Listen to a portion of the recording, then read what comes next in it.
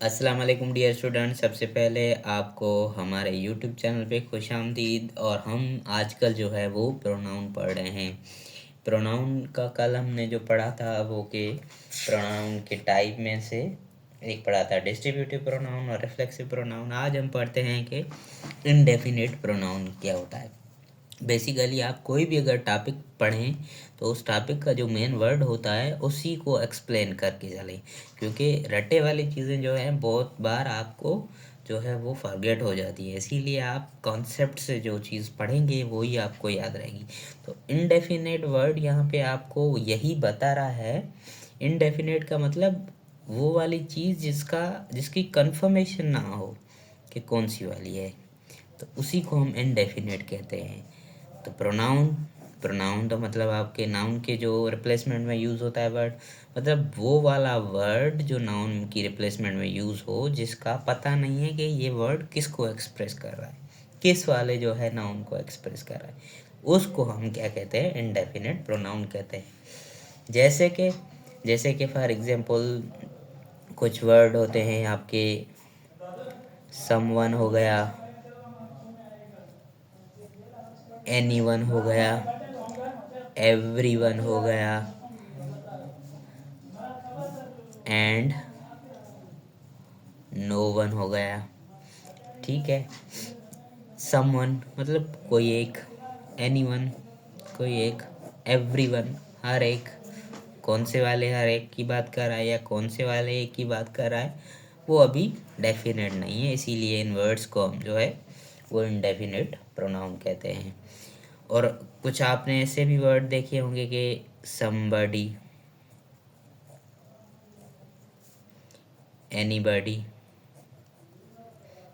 Anybody, somebody और everybody और nobody. अब इनमें से फ़र्क क्या है? फ़र्क कुछ ही नहीं है। ये समबडी और समवन का एक ही मतलब है कि कोई एक, समबडी समवन का एक मतलब है, और इसी तरह से ये इनका भी मतलब सेम ही है। एवरीबडी या एवरीवन जो है सेम ही मीनिंग शो करते हैं। अब इसमें पढ़ने वाली क्या चीज़ है? इसमें पढ़ना ये है कि ये सारे जो भी हैं आपके प्रोनाउन में जो हैं वो थर्ड पर्सन प्रोनाउन की कैटेगरी में आ जाते हैं। थर्ड पर्सन की वो भी सिंगुलर वाली कैटेगरी में। ठीक है, ये सारे वर्ड जो हैं थर्ड पर्सन सिंगुलर की कैटेगरी में आ जाते हैं। और दूसरी इसमें ये एक बात कि ये सब वर्ड जो है वो किसी लिविंग नाउन के लिए यूज़ होते हैं। ठीक है, किसी लिविंग नाउन की रिप्लेसमेंट में ही यूज़ होंगे। अगर थर्ड पर्सन है, सिंगुलर हैं, लिविंग के लिए यूज़ हो रहे हैं, तो इसका मतलब कि ये सिंगुलर है, इसके साथ वर्ब भी कौन सा होगा, सिंगुलर वर्ब आपका यूज़ होगा। ठीक है, ये आपको चीज़ें कंफर्म करनी, ये प्रैक्टिस से आहिस्ता आहिस्ता जो है सब चीज़ें सही हो जाएंगी। ठीक है, सिंगुलर ये वाले वर्ड हैं इसलिए इनके साथ वर्ब भी जो है आपका वो सिंगुलर ही यूज़ होगा। और दूसरी इसमें चीज़ क्या है कि फॉर एग्जांपल नाउन प्रोनाउन के तो हमने केसेस पढ़े हैं कि सब्जेक्टिव केस होता है, ऑब्जेक्टिव केस होता है, और बहुत सारे दूसरे भी केसेस होते हैं। तो ये वाले जो भी वर्ड हैं इनके भी उसी तरह से केसेस होंगे। समबडी, समबडी को अगर फॉर एग्जांपल जुमले में किसी और जगह पे रेफ़र करना हो तो हम कैसे करेंगे, कौन सा वाला केस लगाएंगे? तो ये हमने पढ़ा है कि थर्ड पर्सन सिंगुलर हैं तो लिविंग के लिए यूज़ होते हैं, तो इनको रेफ़र करने के लिए भी थर्ड पर्सन सिंगुलर ही चाहिए होंगे। थर्ड पर्सन आपके पास सिंगुलर कौन से हैं? एक ही है और दूसरा शी है और उसके बाद इट है। ये आपके 3 थर्ड पर्सन सिंगुलर हैं। ठीक है, और थर्ड पर्सन सिंगुलर लिविंग के लिए यूज़ हो जाए, इसका मतलब इट तो नॉन लिविंग के लिए यूज़ होता है, ये अब इनके साथ नहीं आएगा। और हमने पहले पढ़ा है कि पैट्रियार्कल सोसाइटी में जो है वो हम मोस्ट ऑफ द टाइम वो ही के केसेस को प्रेफर करते हैं, इसलिए शी भी इसमें नहीं आएगा। तो मतलब इन वाले वर्ड्स को अगर रेफ़र करना हो या इनके साथ कोई अगर दूसरे प्रोनाउन के केसेस यूज़ करने हो हमें, तो हम जो है वो थर्ड पर्सन सिंगुलर लिविंग के लिए जो ही वाले आते हैं केसेस, उनको ही हमेशा लिखेंगे। आपको बातें समझ में तो आ रही हैं ना, क्योंकि मैं थोड़ा थोड़ा फास्ट बोल रहा हूँ। अगर आप पूरी कंसंट्रेशन इस वीडियो पे देंगे, पूरा अपना जहन सब कॉपी पेन बंद करके पहले वीडियो देखेंगे, सारा समझ आएंगे कॉन्सेप्ट, फिर उसके बाद जो है दूसरी बार देख के फिर नोट्स बनाने हैं, ठीक है। कहाँ थे हम कि ही वाले जो भी हैं वर्ड्स इसमें यूज़ होंगे। ही वाले कौन से वर्ड हैं? ही खुद आ जाता है, और दूसरा ही वाला हिज जो है इसका पॉजिटिव एडजेक्टिव है, ठीक है। और हिम जो है इसका ऑब्जेक्टिव केस है, और हिमसेल्फ जो है इसका रिफ्लेक्सिव प्रोनाउन है, और हिज हिज जो है इसका वो पॉजिटिव प्रोनाउन भी हो जाता है, ठीक है। तो ये वाले जो सारे सेंटेंसेस इस वर्ड्स जो है इन वाले वर्ड्स के साथ यूज़ होंगे। सर इसका कोई एग्जांपल दिखाएं ताकि हमें कंफर्म चीज़ें हो जाएं। फॉर एग्जांपल अगर मैं यहाँ पे लिखता हूँ कि everyone has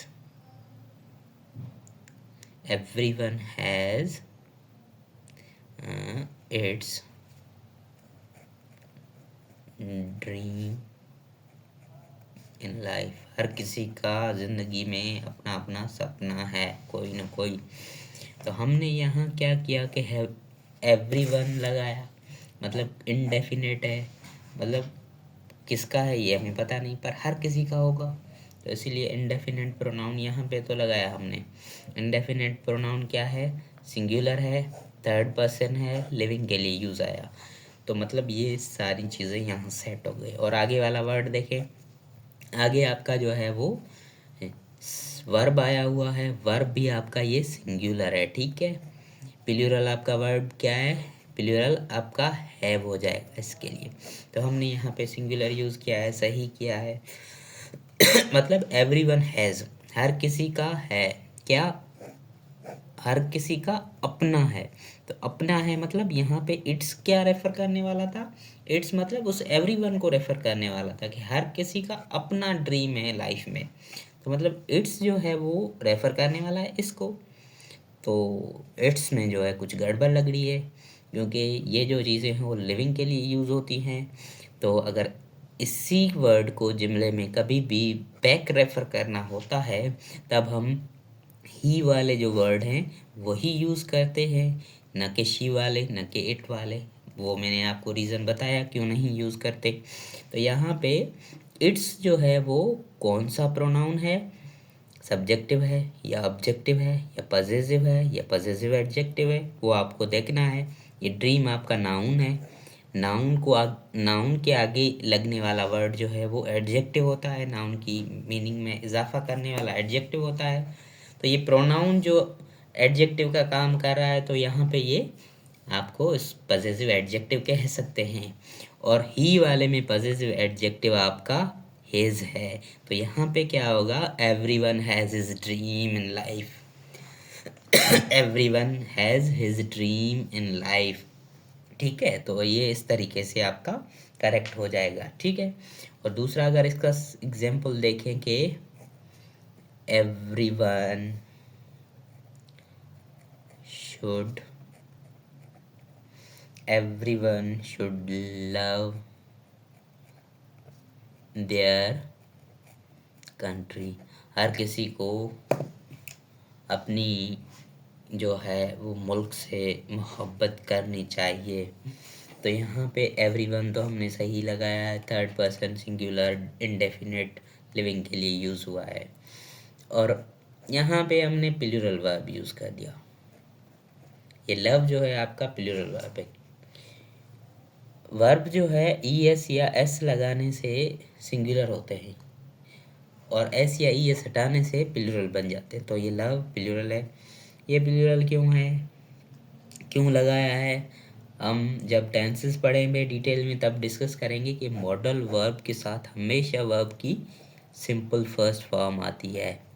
तो ये सिंपल फर्स्ट फॉर्म है वर्ब की, ठीक है। मॉडल वर्ब कौन से होते हैं वो भी हम आगे चल के डिस्कस करेंगे। ग्रामर इज ऑलवेज इंटरमिक्स्ड, हर सब्जेक्ट जो है, हर टॉपिक एक दूसरे से इंटरमिक्स्ड है। तो जब एज ए होल आप पढ़ चुके होंगे तभी आपको जो है असल चीज़ें समझने का मज़ा आएगा, ठीक है। तो यहाँ पे हमने डिस्कस कर लिया कि एवरीवन शुड लव, यहाँ तक तो सही है। Everyone should love their country, ये देयर कंट्री सही है। किसकी कंट्री, देयर कंट्री। देयर किसको रेफर कर रहा है, देयर एवरीवन को, हर किसी को उसकी कंट्री से मोहब्बत करनी चाहिए, हर किसी को हर किसी की कंट्री से मोहब्बत करनी चाहिए। तो ये देयर में कुछ गड़बड़ लग रही है हमें। देयर में क्या गड़बड़ है कि एवरीवन के लिए हमेशा, या ये वाले जो भी वर्ड्स हैं इसके लिए मैंने कहा था आपको कि हमेशा जब भी आप रेफ़र करें या इनके साथ वाले जो भी प्रोनाउन है वो ही वाले आएंगे। तो ये कंट्री आपका नाउन है, इसको रेफ़र करने वाला एडजेक्टिव होता, तो ये प्रोनाउन है और पजेसिव एडजेक्टिव है, मतलब ये पजेसिव एडजेक्टिव का काम कर रहा है। और यहाँ पे ही वाले केसेस में आपका पजेसिव एडजेक्टिव कौन है, यहाँ पे ही वाले केसेस में आपका हिज जो है पजेसिव एडजेक्टिव है। वो शुरू में जो हमने प्रोनाउन का चार्ट पढ़ा था वो चार्ट आपको हमेशा याद रखना है, हर वीडियो में उसकी इंफॉर्मेशन यूज़ होगी, ठीक है। तो हमने यहाँ पे इसका जो है पजेसिव एडजेक्टिव क्या है, हिज है। तो अब जो है वो सेंटेंस करेक्ट है, everyone should love his country, ना कि everyone should love their country, ठीक है। ये वैसे बज़ाहिर तो सही लग रहा है लेकिन ओरिजिनली ये सेंटेंस जो है वो गलत है, ठीक। तो इस तरीके से ये जो चीज़ें हैं वो ऐसे सही होती हैं। अब हम सीखेंगे कि इनडेफिनेट प्रोनाउन सिर्फ ही सिर्फ लिविंग के लिए ही आते हैं, नहीं। इनडेफिनेट प्रोनाउन आपके नॉन लिविंग के लिए भी यूज़ होते हैं। नॉन लिविंग के लिए कैसे, जैसे कि फॉर एग्जांपल कुछ वर्ड्स आते हैं आपके, समथिंग है, एवरीथिंग है, एनीथिंग है, एंड ये जो आपका लास्ट वाला वर्ड नथिंग है। नथिंग, एनीथिंग, एवरीथिंग, समथिंग, ये थिंग वाले जो वर्ड हैं ये आपकी किसी नॉन लिविंग चीज़ को ही रेफर कर रहे हैं तो नॉन लिविंग चीज़ के लिए, लेकिन प्रोनाउन में जो है वो थर्ड पर्सन प्रोनाउन की कैटेगरी में आ जाते हैं, ठीक है। थर्ड पर्सन की कैटेगरी में भी ये वाले आपके जो है वो सिंगुलर हैं, ठीक है। और थर्ड पर्सन सिंगुलर, सिर्फ डिफरेंस क्या है ऊपर वाले वर्ड्स और नीचे वाले वर्ड्स में, डिफरेंस यही है कि ये वाले वर्ड्स नॉन लिविंग के लिए यूज़ होते हैं। सर अगर नॉन लिविंग के लिए यूज़ होते हैं तो हमने ऊपर पढ़ा था कि ये ही और शी जो हैं वो लिविंग के रेफरल वर्ड है जो इसके साथ, इन वर्ड्स के साथ यूज़ होते हैं। और तभी हमने पढ़ा था कि इट जो है वो नॉन लिविंग को रेफ़र करता है। तो मतलब कि इन वाले वर्ड्स के साथ जो है वो इट वाले और इट वाले प्रोनाउन की केसेस यहाँ पे यूज़ होगी। अब सर इट वाले प्रोनाउन के केसेस कौन से हैं, हम तो भूल गए, इसीलिए मैंने आपको कहा था कि वो चार्ट जो है आपने अच्छे तरीके से याद करना है। चलो फिर भी हम यहाँ पे लिख देते हैं इट से कौन से केसेस थे। आपका सब्जेक्टिव केस कौन सा था, इट ही था। आपका ऑब्जेक्टिव केस कौन सा था, इट ही था। मैंने आपको कहा था कि प्रोनाउन में दो ही चीज़ें हैं जिसके सब्जेक्टिव केसेस और ऑब्जेक्टिव केसेस हैं में, वो कौन से थे, एक यू था दूसरा इट था। और इसका जो है वो पजेसिव एडजेक्टिव वाला कौन सा केस है, इट्स है, ठीक है। और इसका जो है पजेसिव प्रोनाउन में इसका कोई केस नहीं आता, ठीक। अगर फॉर एग्जांपल ये वाले वर्ड हमको दोबारा जुमले में रेफ़र करवाने हुए तो हम ये वाले प्रोनाउन यूज़ करेंगे। सर कैसे, थोड़ा सा एग्जांपल दे के एक्सप्लेन करें, तो चले हम एग्जांपल देखते हैं इसके।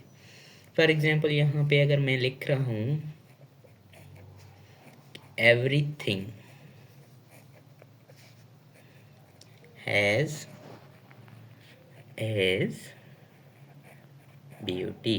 हर किसी की अपनी सुंदरता है, खूबसूरती है, नो डाउट हर किसी की अपनी खूबसूरती है। एवरीथिंग थर्ड पर्सन सिंगुलर और नॉन लिविंग के लिए यूज़ होता है। ठीक है सर, यहाँ तक हो गया। अगर सिंगुलर है तो वर्ब भी आपका सिंगुलर यूज़ होगा। हमने पढ़ा था कि हैज़ जो है आपका सिंगुलर वर्ब है। ठीक है, और आगे हमने पढ़ा था कि हिज ब्यूटी किसकी ब्यूटी, एवरीथिंग की ब्यूटी, हर चीज़ की ब्यूटी।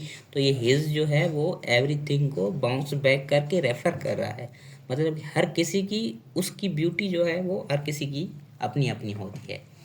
ठीक है, तो यहाँ पे तो कुछ गड़बड़ लग रही है, क्योंकि हिज जो है आपका वो नॉन लिविंग के लिए नहीं आता, लिविंग सब्सटेंस के लिए आता है। ऊपर हमने पढ़ा था लिविंग के लिए आता है everyone, everyone, someone, everybody, nobody, इनके लिए यूज़ होता है, इनके रेफरल के लिए यूज़ होता है। अच्छे तरीके से पढ़ा था। ठीक है, तो यहाँ पे एवरीथिंग ये नॉन लिविंग के लिए यूज़ होता है। तो नॉन लिविंग के लिए हमने यहाँ पढ़ा था ये वाले कैसे यूज़ होंगे। ब्यूटी आपका एब्स्ट्रैक्ट नाउन है, नाउन को रेफर करने वाला ये एडजेक्टिव है। तो मतलब प्रोनाउन कौन एडजेक्टिव के काम करते हैं, पॉजेसिव एडजेक्टिव जो है वो ये आपका हिज है। मतलब तो आपको नॉन लिविंग की कैटेगरी में ही कोई पॉजेसिव एडजेक्टिव लाना होगा। नॉन लिविंग की कैटेगरी में पॉजेसिव एडजेक्टिव कौन सा है, इट्स। ठीक है, तो हम यहाँ पे क्या लिखेंगे, पेन चेंज करते हैं। Everything, everything has its beauty, ना कि his beauty. Everything has its beauty. तो इस तरीके से ये वाला आपका सेंटेंस ऐसे करेक्ट हो जाता है। बेसिकली ये वाले जो भी सेंटेंस है ना, इसमें बाज़ाहिर तो आपको कोई इंट्यूशन या कोई गट फीलिंग नहीं आ रही थी कि यहाँ पे गलती है, यहाँ पे एरर है। ये वाली चीज़ें आप एग्ज़ाम में मिस कर देते हैं बहुत बार। इसीलिए मैं कह रहा हूँ आपको कि बहुत बहुत बहुत ज़्यादा प्रैक्टिस करें। प्रैक्टिस करेंगे, 3-4 बार प्रैक्टिस करेंगे, तभी जो है वो आप एकदम पहचान जाएंगे कि सर यहाँ पे एरर है। ठीक है, तो आपने हमेशा प्रैक्टिस करनी है। कुछ प्रैक्टिस क्वेश्चन मैं भी आपको यहाँ पे हर टॉपिक एंड होने पे करवाता हूँ। तो हमने यहाँ पे ये वाला पढ़ा कि इनडेफिनेट प्रोनाउन में क्या क्या आता है, लिविंग के लिए कौन से वर्ड आते हैं और उसको रेफर करने के लिए कौन से वर्ड आते हैं। हमेशा ये सिंगुलर जो हैं होते हैं थर्ड पर्सन की कैटेगरी में आते हैं। ये नॉन लिविंग के लिए यूज़ होने वाले वर्ड हैं, ये भी थर्ड पर्सन में आते हैं, सिंगुलर होते हैं। इनको नॉन लिविंग को रेफर करने के लिए इट वाले जो है प्रोनाउन के केसेस यूज़ होते हैं। जैसे कि हमने देखा कि एवरीथिंग हैज़ हिज ब्यूटी नहीं होगा, एवरीथिंग हैज़ इट्स ब्यूटी होगा। ये आपको थिंग से जहन में रखना है। ठीक है, ये तो हो गई अच्छी अच्छी वाली बातें। ये बहुत बार क्वेश्चन भी इस टॉपिक में आता है। और इसी से रिलेटेड एक और अच्छा सा कॉन्सेप्ट है कि कभी कभी आपने देखा होगा जिमने में कि वर्ड यूज़ होता है वन। यहाँ पे वन का मतलब एक नहीं है, यहाँ पे वन का मतलब है हर एक। इंग्लिश में कोई भी वर्ड है उसकी एक से ज़्यादा भी माना हो सकती हैं, मीनिंग्स हो सकती हैं। ठीक है, वन यहाँ पे क्या कर रहा है जुमले में, यहाँ पे हर एक की बात कर रहा है। वन का वैसे मतलब एक होता है काउंटिंग, जब वन एडजेक्टिव तो यूज़ होगा। For example one boy, one book. तो ये वन जब एडजेक्टिव तौर यूज़ होगा तब आपका एक की मीनिंग देगा, और वन जब प्रोनाउन की जगह पे या प्रोनाउन के तरीके से यूज़ होगा तब जो है ये वन आपको हर एक की मीनिंग दे रहा होगा। सर कहना क्या चाहते हैं इसमें, वो हम देखते हैं यहाँ पे क्या क्या कहना चाहता हूँ। बेसिकली वन जो है वो आपका सब्जेक्टिव केस में भी वन होता है और आपका ऑब्जेक्टिव केस में भी वन होता है। ठीक है, और इसके जो हैं वो पॉजिटिव एडजेक्टिव में आपका वंस हो जाता है, और रिफ्लेक्सिव प्रोनाउन के केसेस में जो है वो आपका रिफ्लेक्सिव प्रोनाउन के केसेस में आपका वन सेल्फ हो जाता है। सर ये कहाँ पे यूज़ होंगे ये चीज़ें? फॉर एग्जांपल अगर किसी भी जुमले में वन यूज़ हुआ है, तब आप अगर रेफ़र करना हो तो आप इनमें से ही कोई वर्ड, वन से रिलेटेड ही कोई वर्ड आपने लगाना होता है हमेशा। जैसे हमने ऊपर देखा कि ये वाले अगर वर्ड हो तो हमें ही से रिलेटेड जो है वो प्रोनाउन के केसेस लगाने हैं। जब ये नॉन लिविंग वाले हैं तो इट से रिलेटेड जो है वो प्रोनाउन के केसेस लगाने हैं। अगर वन वर्ड आया हुआ है उसको रेफर करने के लिए तो आप वन से रिलेटेड ही वर्ड यूज़ कर सकते हैं। जैसे कि एग्जांपल देते हैं जिससे फर्दर आपका कॉन्सेप्ट क्लियरिफाई हो जाएगा कि वन शुड लव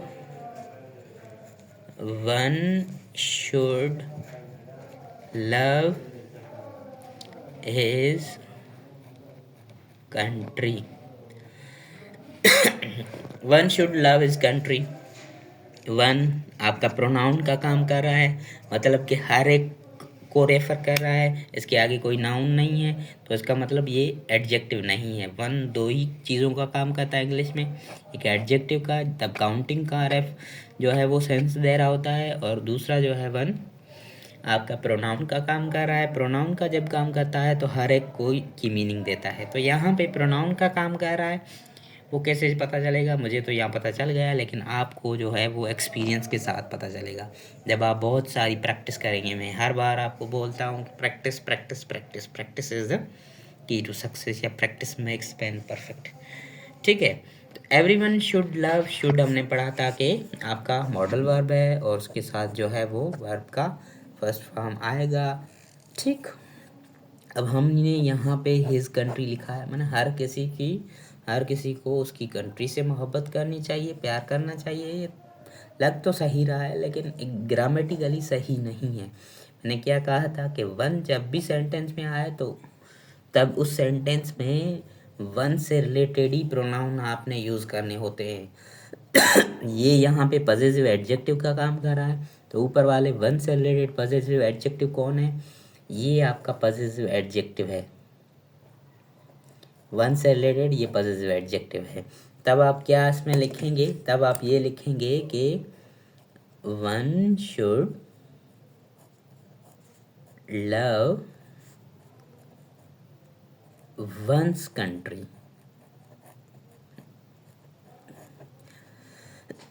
ठीक है, one should love one's country. तो ये इस तरीके से जो है वो आपका सेंटेंस सही हो जाएगा। ठीक, ये यहाँ पे आपका इनडेफिनेट प्रोनाउन का जो है वो टॉपिक कंप्लीट होता है। इस टॉपिक में आपको कोई भी चीज़ समझ में ना आई हो तो आप दोबारा जो है हमसे पूछ सकते हैं। अब यहीं पे आपको एक और चीज़ बताते हैं। कौन सी वाली चीज़? कि सर आपने पहले बताया था कि कुछ वर्ड्स होते हैं स्पेस वाले और कुछ बगैर स्पेस के होते हैं। जैसे कि फॉर एग्जांपल एक होता है एनीवन स्पेस वाला, और दूसरा जो है वो एनीवन बगैर स्पेस वाला। इसी तरह से आपका एक वर्ड होता है समवन स्पेस वाला, और दूसरा होता है जो समवन बगैर स्पेस वाला। ठीक है, और इसी तरह से आपका एक नन होता है और दूसरा स्पेस वाला होता है नो वन, और इसके अलावा एक वर्ड होता है एवरीवन, और एवरीवन बगैर स्पेस वाला। ठीक है सर, इनमें डिफरेंस क्या है वो आज हम जानेंगे। ठीक है, जो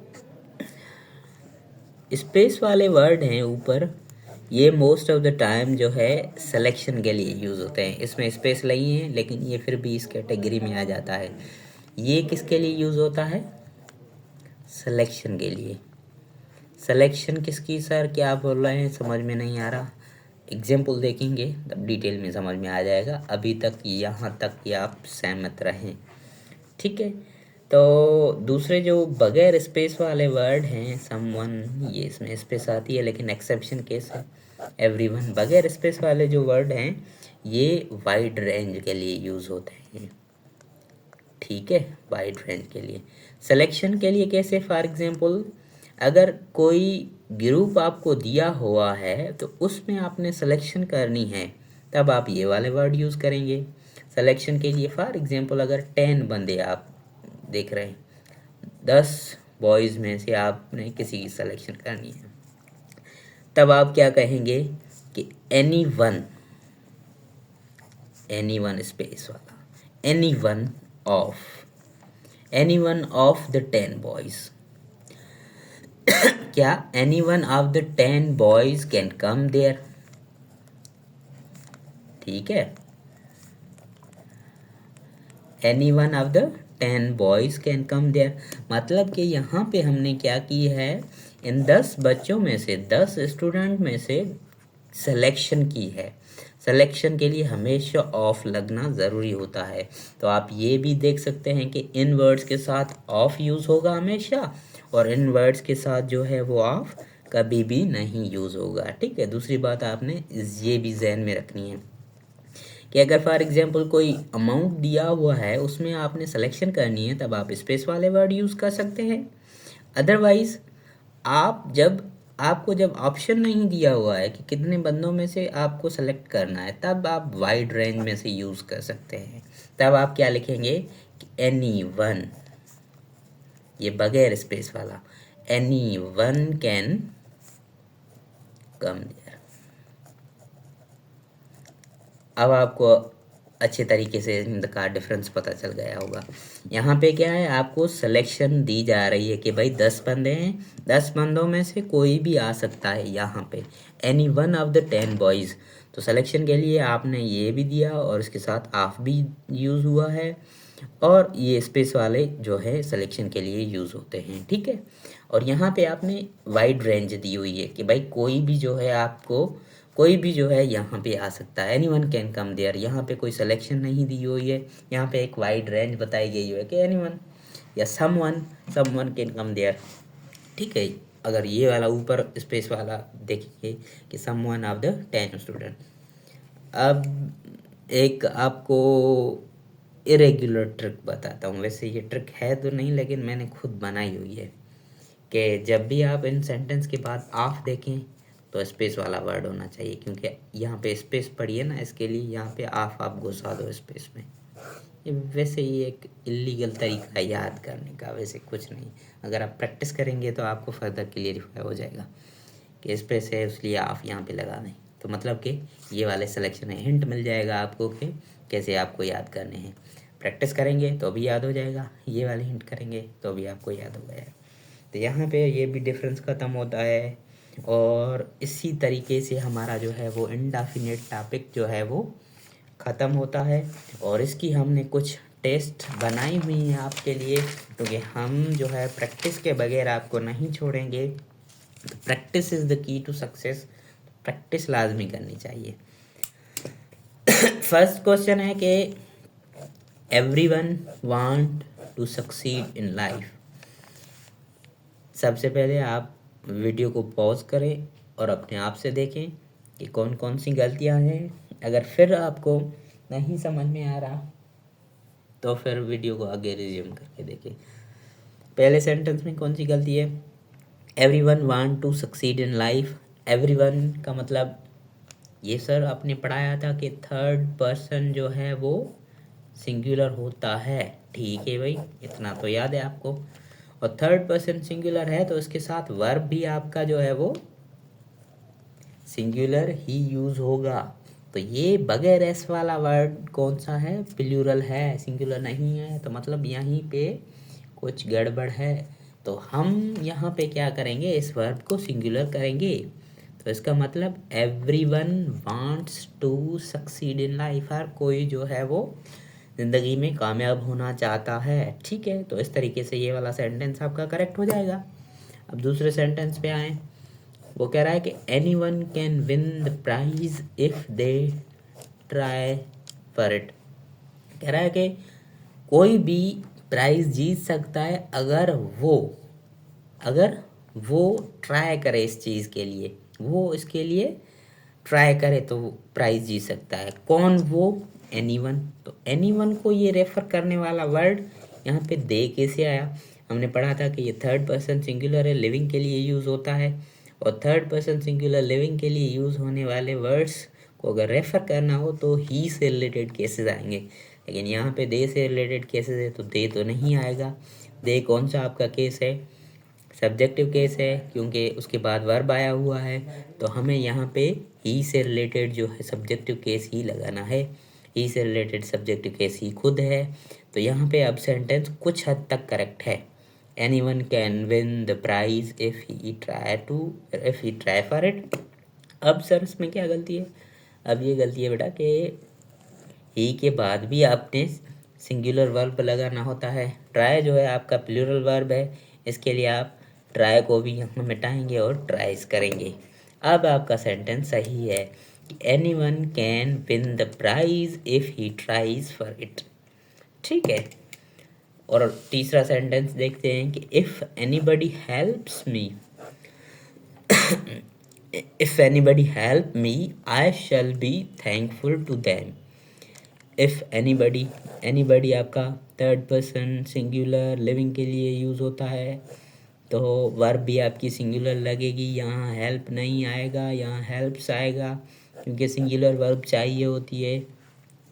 इफ एनीबडी हेल्प्स मी सही है।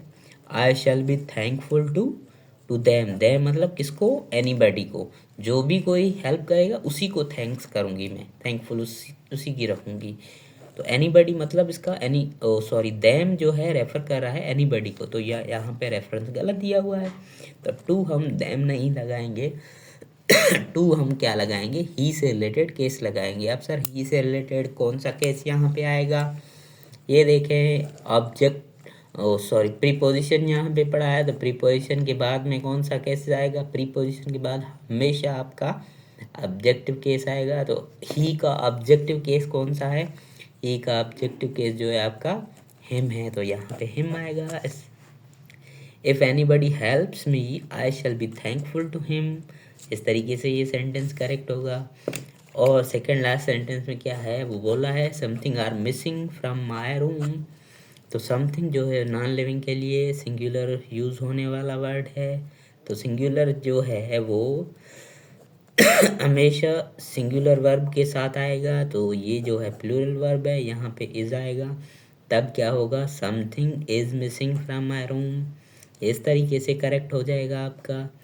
और लास्ट सेंटेंस जो है वो क्या कह रहा है कि one should love his country. ये तो आपने अच्छे तरीके से सीखा होगा, प्रैक्टिस की होगी, और मैंने भी सिखाया था आपको कि one should love his country नहीं होगा।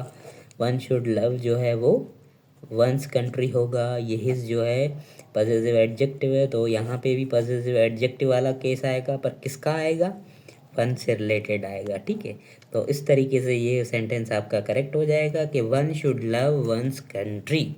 और यहाँ पे जो है आपका इनडेफिनिट प्रोनाउन ख़त्म होता है। इंशाल्लाह कल की वीडियो में हम पूरा प्रोनाउन ख़त्म करेंगे, और उससे आगे जो है हम वो जल्दी आपके लिए पूरी ग्रामर की सीरीज़ कंप्लीट करेंगे। Thank you for watching. Don't forget to like, share, subscribe with your friends. Thank you.